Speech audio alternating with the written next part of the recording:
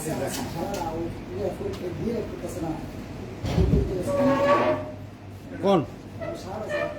সবাইকে আন্তরিক ধন্যবাদ জানাচ্ছি। আমরা আজকে আপনাদের মাধ্যমে কৃষি বিষয় জনগণের উদ্দেশ্যে কিছু বিষয় আমরা উপস্থাপন করছি। আমাদের জিএমপি কর্মপরিষদের নেতা আছেন প্রাক্তন কার্যনির্বাহী সদস্য রাজেন্দ্র রিয়াং, আমাদের যুব নেতা জিএমপি নেতা প্রাক্তন এডিসি মেম্বার প্রমোদ কর্মা। আমরা যেটা বলতে চাইছি, বিশেষ করে এডিসি সংক্রান্ত বিষয়। এডিসি নির্বাচন হয়ে গেছে প্রায় 4 মাস হতে চলছে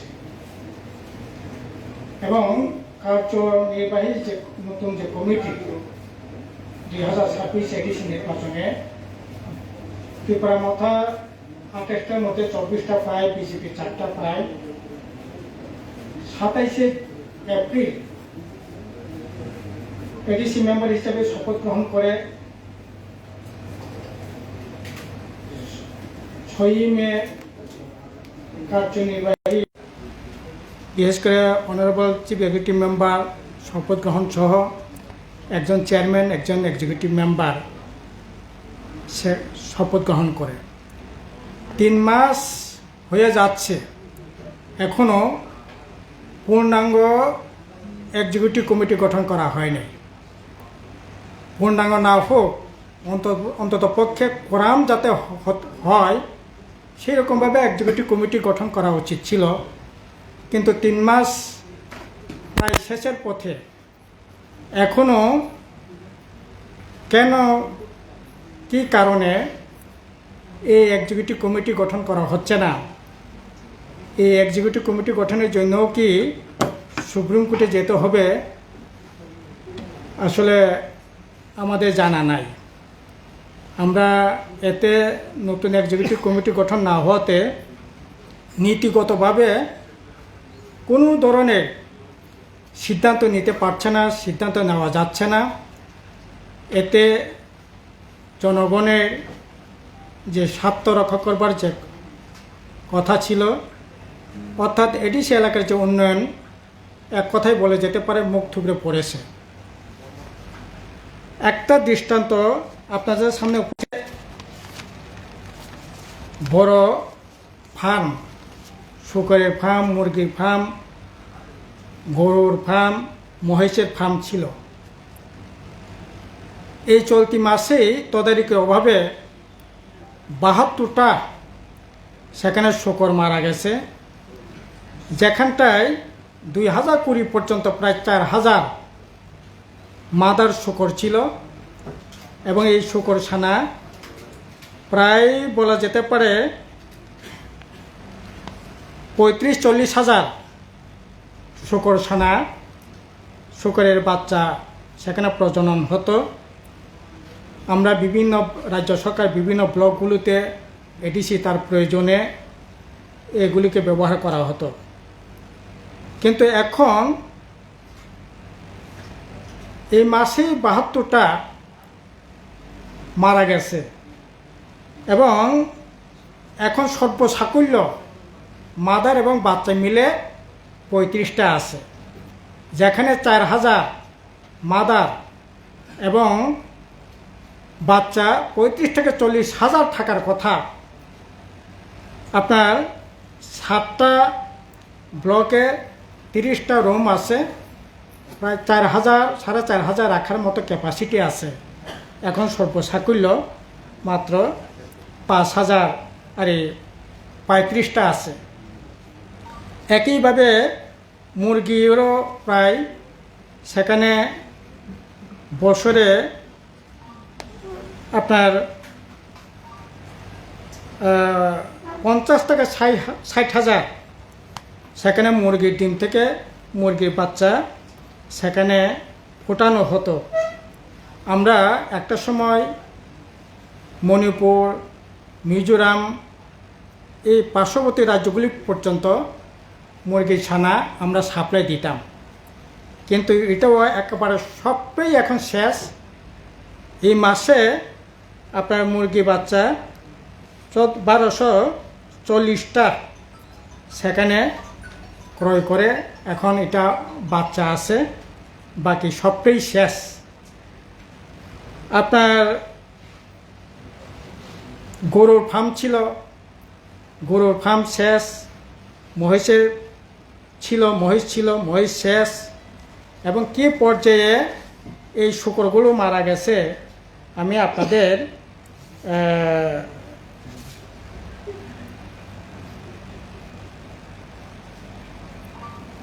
এই দেখেন কত কারি কারি শূকর সেখানে। আমি কয়েকটা ছবিও সেখানে প্রিন্ট করলাম। এই হচ্ছে অবস্থা, মানে ভয়ঙ্কর অবস্থা।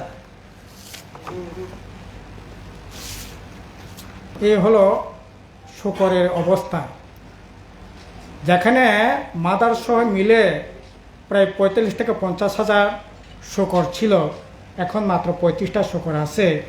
খাবারও নিম্নমানের খাবারের ফলে এগুলি এখন মৃতপ্রায় অবস্থার মধ্যে আছে।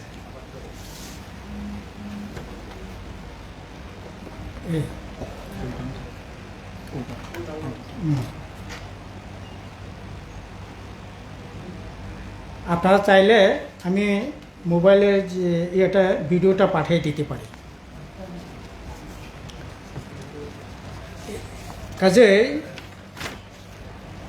সম্পূর্ণভাবে অব্যবস্থা চলছে। লোক আপনার করার মতো কেউ থাকছে না, কেউ খবর নিচ্ছে না। এটা সম্পূর্ণ একটা অব্যবস্থার মধ্যে দিয়ে চলছে।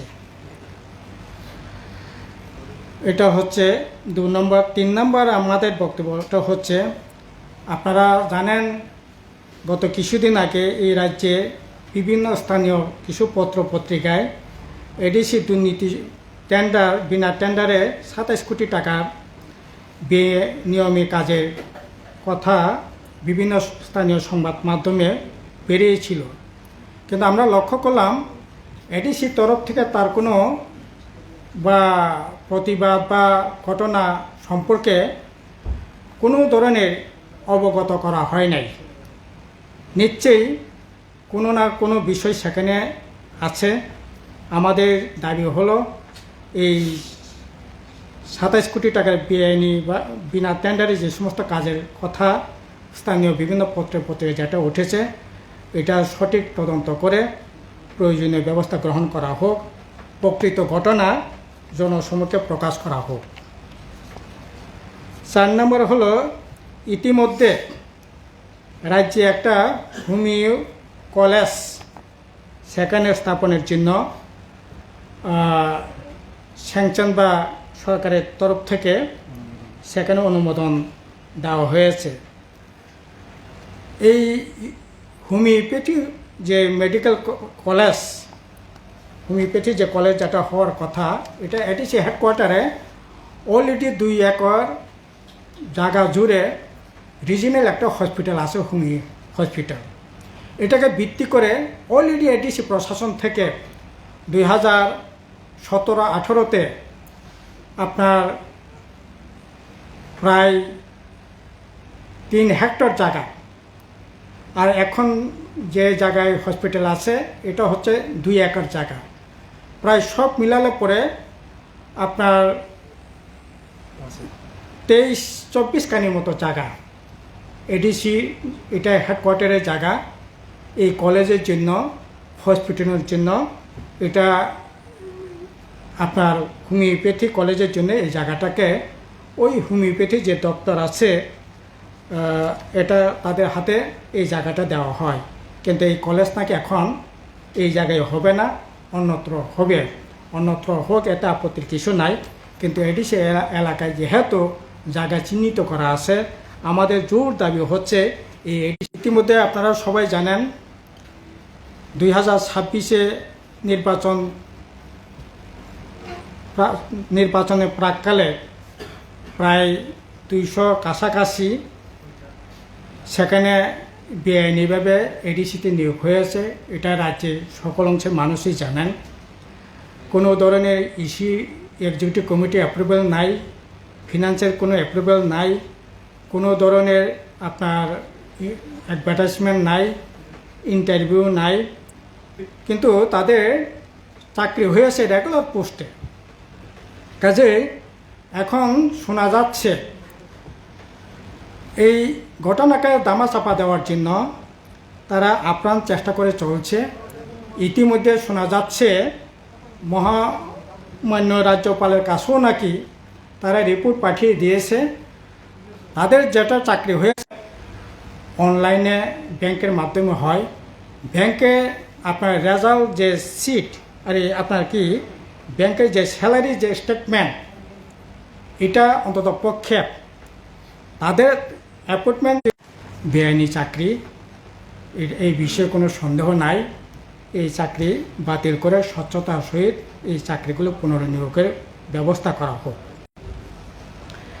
এছাড়া আমরা যেটা বিভিন্ন প্রশ্ন সেখানে সামনে চলে আসে বেআইনি, সেখানে প্রশ্নপত্র লিকের কোশ্চেনগুলো তখন এই বিষয়গুলো চলে আসে, ফলে দিল্লি হাইকোর্টের একজন প্রাক্তন বিচারপতিকে দিয়ে এই বিষয়টা ইনকোয়ারি করানো হয় এবং সাবডিভিউ ডেপুটি পিও সেখানে স্বচ্ছতার সহিত তাদের চাকরি ব্যবস্থা যাতে করা হয় এই দাবি আমরা জানাচ্ছি।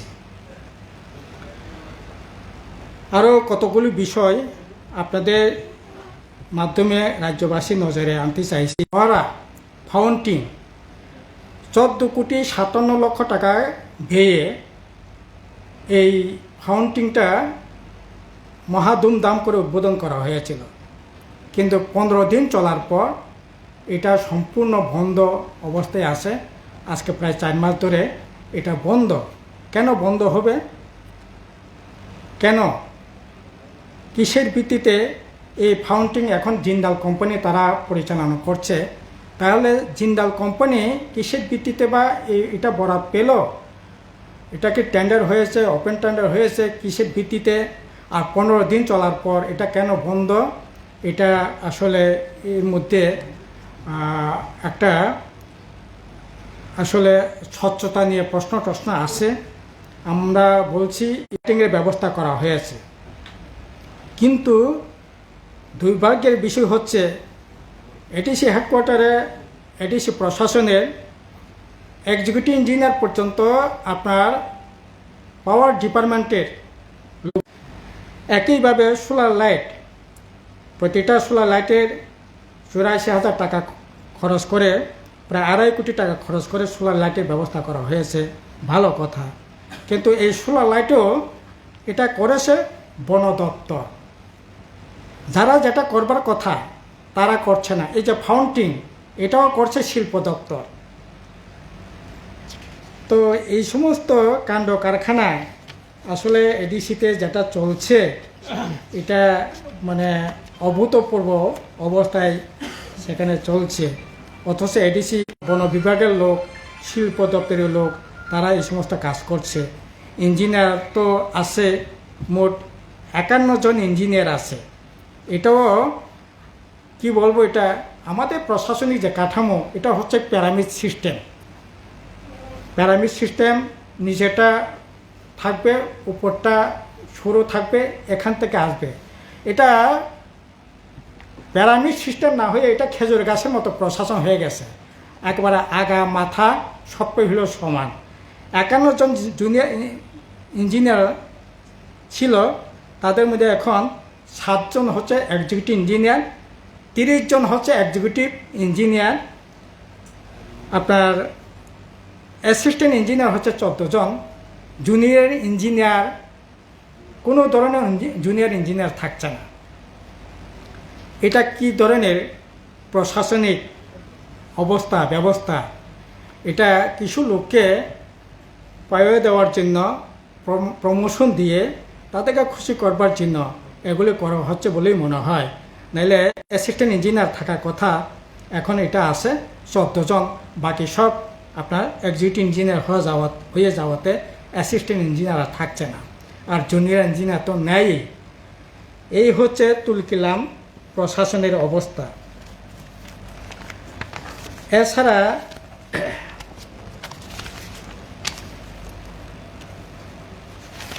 এডিসিতে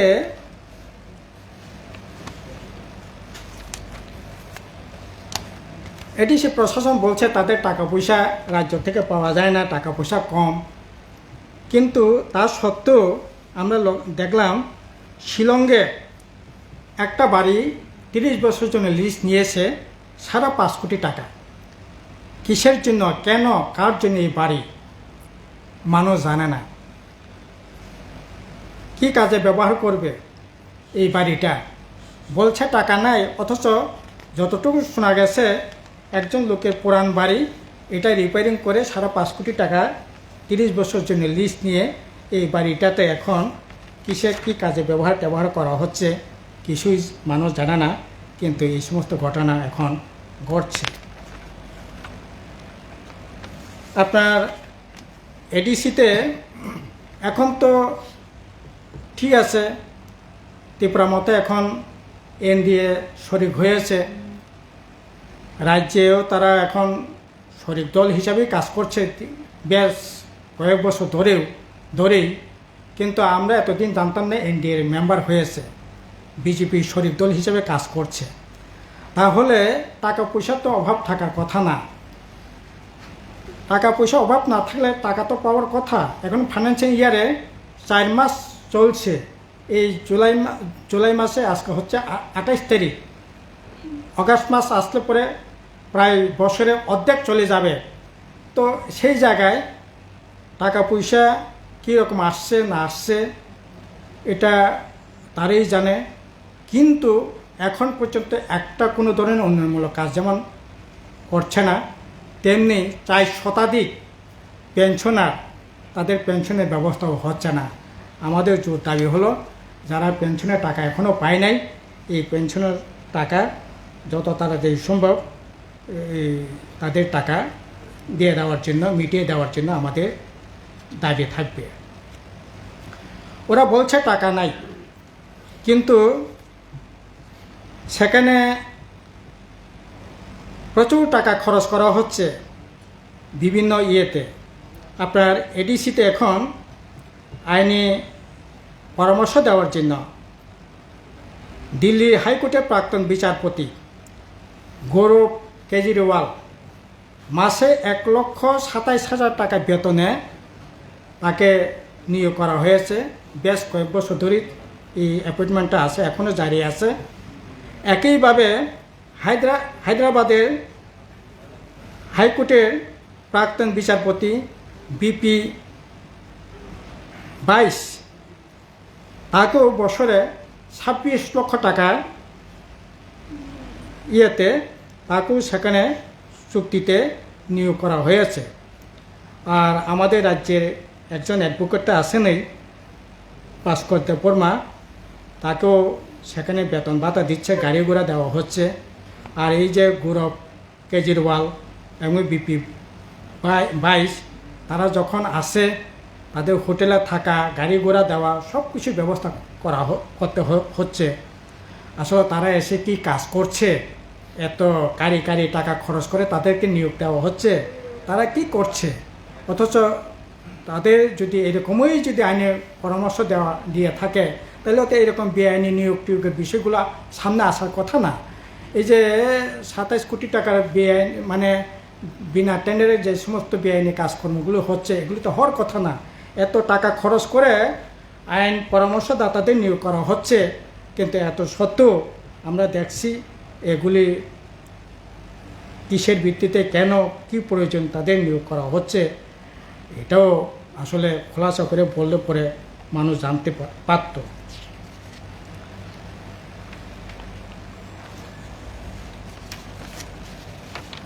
তারপর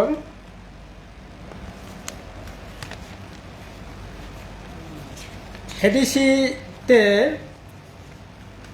2021 এডিসি নির্বাচনের সময়ও এটা বলবার চেষ্টা হয়েছিল যে বামফ্রন্ট এডিসি প্রশাসনের সময়ে প্রায় 7-8 হাজার ভ্যাকেন্ট পোস্ট আছে, 1200 এডিসি পুলিশ আছে, তাদের যে কোনো মূল্যে ত্রিপুরা মতো যদি এডিসি প্রশাসনে আসে তাদের নিয়োগ করা হবে।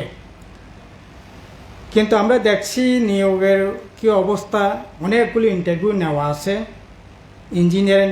ইঞ্জিনিয়ার, নার্স, তহসিলদার, আমিন, এগ্রি অ্যাসিস্ট্যান্ট, প্রায় 7-8টা দপ্তরের ইন্টারভিউ অলরেডি নেওয়া আছে। যাদের ইন্টারভিউ নেওয়া হয়েছিল তাদের যত তাড়াতাড়ি সম্ভব তাদের নিয়োগের ব্যবস্থা করা হোক স্বচ্ছতার সহিত। আর এত যে বললো 7-8 হাজার ভ্যাকেন্ট পোস্ট আছে, এখন এডিসিতে মোট কর্মচারী কত আছে?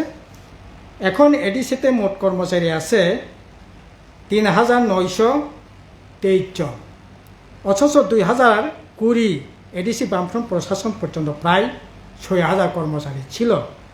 এখন প্রায় 2,500 মতো কর্মচারী কমে গেছে, কিন্তু নিয়োগ টিয়োগ যা হচ্ছে না, যা নিয়োগ টিয়োগ হচ্ছে এগুলোই বেআইনি নিয়োগ টিয়োগ হচ্ছে, এগুলি আপনারা সবাই অবগত আছেন। আমরা চাই নিয়োগ যাতে যে সমস্ত ইন্টারভিউ নেওয়া আছে এগুলি যাতে নিয়োগের ব্যবস্থা করা হয়, আর পাশাপাশি যে সমস্ত বেআইনিভাবে নিয়োগ হয়েছে তার তদন্তের কথা তো আমরা বললাম, এগুলি যাতে করা হয়, এগুলি আপনাদের সামনে এই বিষয়গুলো অবগত করবার জন্যই আমাদের আজকে আপনাদের সাথে মিলিত হওয়া। এই হচ্ছে সংক্ষেপে মোটামুটি বিষয়। আপনারা মানে মূলত সংগঠনের তরফে কি করবেন, আপনাদের তরফে কি থাকবে? না আমরা জনগণকে, আমরা তো আমাদের মতো করে আমাদের সংগঠনে আমরা এই বিষয়গুলো নিয়ে লড়াই করছি, কথা বলছি। বেআইনি চাকরি সম্পর্কে আমাদের যুবকেরা গণ অবস্থান করছে, ডেপুটেশন দিচ্ছে, আমরাও মিটিং মিছিল করছি। কিন্তু সরকার তো যে কোনো সরকার, তার আন্তরিকতা, রক্ষকই যদি বক্ষক হয় তাহলে কি করে চলবে? সরকারের দায়িত্ব তো হচ্ছে স্বচ্ছতা আনা, কোথাও দুর্বলতা দেখলে পরে তাকে ধরা বিরুদ্ধে। এবং এই যে এখন টুলকিলাম যে এডিসি প্রশাসনের কার্যক্রম চলছে, এইভাবে চলা যায় না। কাজেই মানুষও এগিয়ে আসুক, এটাই আমাদের আবেদন থাকবে। নির্বাচন নিয়ে আপনারা কতটা? না, ভিলেজ কমিটি